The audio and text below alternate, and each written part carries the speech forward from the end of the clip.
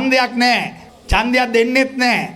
ඡන්ද කියනකොට ආණ්ඩුව බයයි. රාජ්‍ය සේවකයන්ට බලාපොරොත්තු වෙ හිටියේ පර්මිට් එක හම්බ වෙයි කියලා අපේ හාමුදුරුවනේ.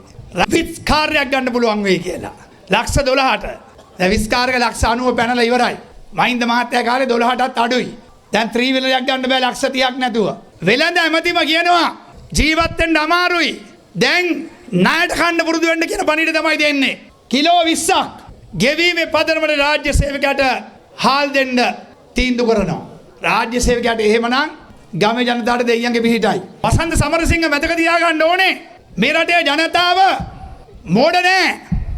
ජනතාව දන්නවා පිටරටින් ගෙනාපු හාල් ටික ගොඩ ගහයිලා තියෙන්නේ. පිටරටින් ගෙනාපු හාල් ටික දැන් කුණු උයගෙන එන්නේ නාමල් මැතිතුමා. රාජ්‍ය නීතිගත සංස්ථාවේ ඊළඟට ගත්ත වී ටික මිත්‍රයන්ට දීලා කොටලා ලක්ෂ ගාණක් දැන් ගුල්ලෝ ගහන්න ළඟයි.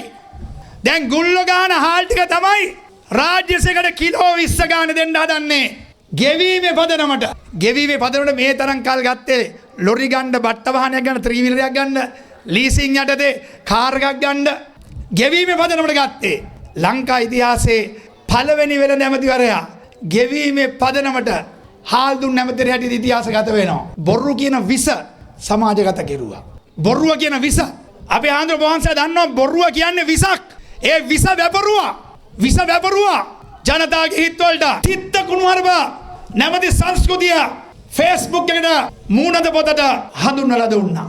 අනුර දිසානායකම කියනවා පොසත් රටක් හදන්න අමාරුයි කියලා. මා දෙනකොටත් බල ආවේ. දැන් හිරේට දානවා. හිරේට දාලා හදන්නේ ජනතාවගේ ප්‍රශ්න ඔක්කොම අමතක කරන්න.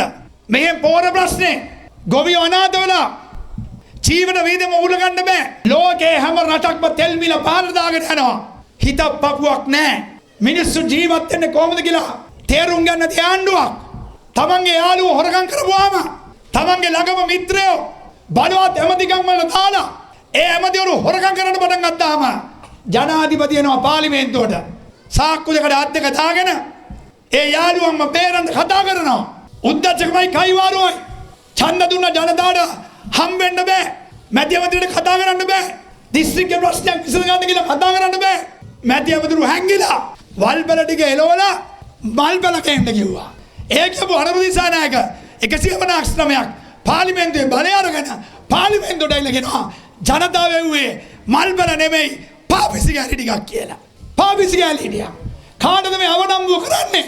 මේ රටේ බුද්ධිමත් ඡන්දදායකයට. ඡන්දදායකයට කෝචොක් එක දාන අනුර දිසානායක. වැඩබරි තාසන්න ටිකක්, වැඩබරි පිස්සෝ ටිකක් ආණ්ඩුව බාර අරගෙන ආණ්ඩුව කරගෙන යන්න බෑ කියන එක තේරුම් අරන් තියෙනවා ජනතාව.